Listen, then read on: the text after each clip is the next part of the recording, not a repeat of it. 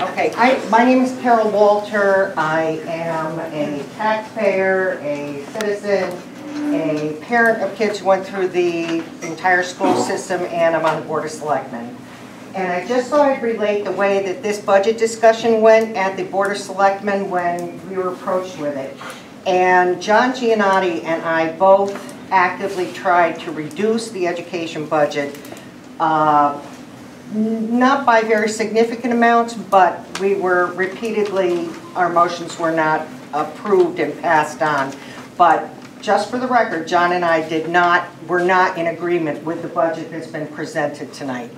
And what I keep coming back to is the fact that we keep hearing that we have to have this money. We have to have this money. The school system is not going to succeed if we don't have this money.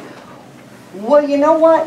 Last year, they couldn't spend everything they got. They had superior funding last year. The Board of Education got just about every single thing they wanted last year, and they could not spend it all.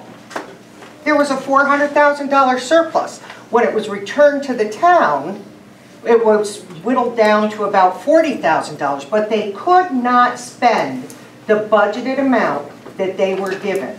So why are we looking at $500,000 more this year? It just doesn't make any sense to me. My suggestion and the motion that I truly hoped would pass at the Board of Selectmen was to hold the budget to the amount last year. Why would that be an issue? There was a surplus last year and we have far fewer students this year. And why is that? Why is that? I see these parents who come out and they talk, they want money, money, money for the school system. I hope those same parents go to the Board of Education meetings and demand the quality education that we are paying for. We're paying the big bill. We're putting the money out there. Why is Clinton ranked number 101 out of 169 schools in Connecticut? Why is that? We're giving our blood, sweat, and tears to the Board of Education. I find myself in a brand new financial situation that I have never been in before in my life. And I'm really watching what I spend on everything. I have cut way back because I know that this year my tax bill is coming in July and I've got to find that money from somewhere. And I really don't want those taxes going up without sound thinking and sound logic behind it. And I don't see giving more for the sake of giving more as sound rationale. I mean, I know we hear every year that the reason the budget surplus is there is because there are teacher retirements that we didn't know about and this, that, and the other thing. But I'll tell you, other towns have those problems too. Other towns deal with teacher retirements, and I know of plenty of schools that tighten the reins in January.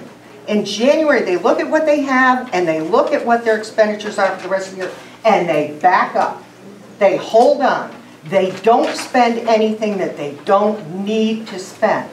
And in education, it's salaries. You know exactly what you're going to pay for salaries at the beginning of the year. No mystery there at the end of the year, except that maybe there's a surplus involved. I don't understand it. My opinion is keep the budget at the level that it was last year. It was more than enough last year, and we have fewer students this year. That would be my consideration. That was John Giannotti's consideration for the Board of Education budget. And I hope that you'll think about it. It's never fun, never easy to say no and to swim upstream. But you know what? There are a lot of people in this town who feel exactly the same way I do. But they're not here because they're older. They're older. But I speak for them, and I hope I speak for a significant number of you, and I hope you'll think about whether this is logical or not. To me, it's not logical. Thank you.